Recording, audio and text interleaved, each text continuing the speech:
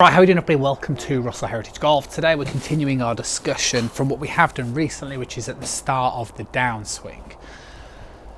Golf has rotational components to it. You need to rotate your body basically to help you direct the club. So the club is essentially going to be working on an arc. The golf club itself is a center-seeking object, which just essentially means that if I was to let go of the golf club at any point in time, it would basically fly off in that direction wherever I'm swinging. So if I took the club back, it would fly off in that direction. If I swung through, it would fly off in that direction.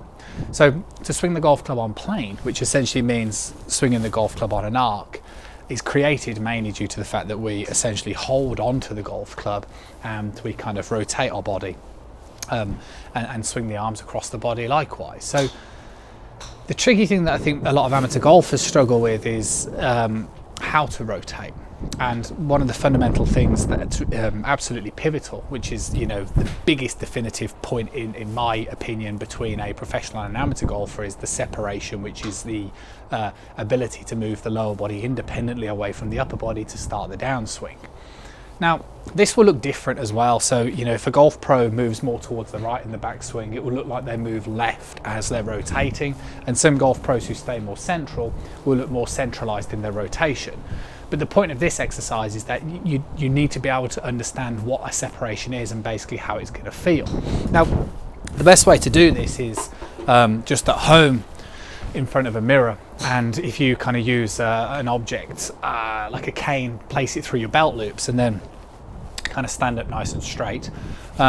Try to avoid excessive kind of sticking out the backside, because that will just kind of create curvature on the spine and make it harder for you to separate. So kind of just imagine that you're kind of tucking the belt buckle itself much closer to your chin, so it kind of neutralizes the spine a little bit. And then kind of try and keep yourself pretty vertically placed, soften the knees slightly, and then the kind of idea is that you're basically trying to move the lower body independently away from the upper. So if it's easier, you can kind of place the club across your shoulders and move like so. The telltale sign that we tend to see, or that I tend to see I should say really, is that a lot of people tend to fabricate movement through the legs. So what they tend to do is kind of straighten the leg, and then what happens is that it will look like a rotation, but you'll end up kind of sliding. Easiest way to get rid of this is to place a chair or an object, you know, like a side table or something, pretty much the height of the kneecap. And then if you kind of just soften your knees, and then basically if you're straightening your legs similar to what I'm doing here, then your calf will basically hit the chair, and therefore you know it's wrong. This is a coordination thing. Now, the amount that you can separate will be a anatomical thing, you know, like a physical thing. So there's no doubt that if I kind of, you know, stand here and soften my legs and rotate, you know, I possibly am going to possess a greater range of motion than the majority of people watching this video, because I swung a golf club since a young age and obviously demonstrate a lot of golf swings on a day-to-day basis. But the point is, unless you have like a fused or a problem with the spine, you'll have an element of rotation. And this is the key thing basically. So I would suggest that the majority of people that I meet struggle with separating, and they struggle therefore with the start of the downswing, and they compensate with, you know, moving in differently. But then when I ask them to do this sort of simple exercise, they also, you know, would generally fail upon this as well. So what you're trying to do is, you know, you're trying to basically, the exercise is to almost try and feel like you're keeping the canes in terms of its rotation pretty horizontally as you're looking in the mirror if you're going to stand up vertically. And there'll be leg motion, but the difference is that the leg is moving because you're rotating the pelvis, not you're moving the leg to rotate the pelvis. And then if you're getting it wrong, you'll generally see the way that this will start to kind of tilt one direction to another. Now, once you advance this exercise and you start to do it in posture, then because the pelvis itself will become more downward facing as you start to separate, then the cane will start to move and potentially tilt depending on how much you rotate.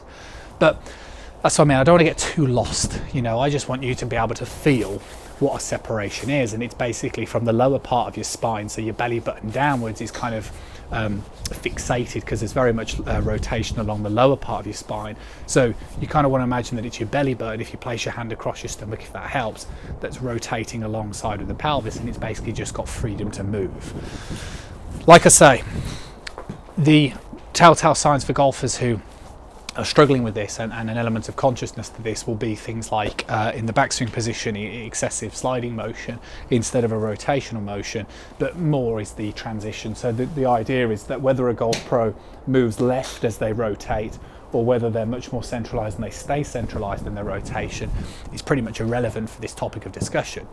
Because what we know is that every professional golfer, by the time they're at left arm horizontal, is that the pelvis is pretty parallel towards the target. And the reason for that is because that's kind of like the necessary amount of rotation of the lower body to help us direct the club in the correct direction to swing on plane.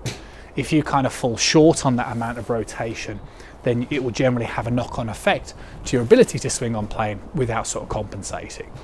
So it's something that we've done on the past in the channel quite a few months ago. It's something that, again, we're talking about very much at the moment, this sort of separation. And as tedious and as boring as that exercise is, without having the ability to stand there in front of the mirror, standing up straight and rotating the hips, if you like, or the belt buckle, if it's easier to picture, on a horizontal axis, would basically just mean that you're going to struggle trying to demonstrate it in a golf swing. Similar to all these things, the more that you do it, the more that you're going to get comfortable with it, and the better it is going to make you in the long run.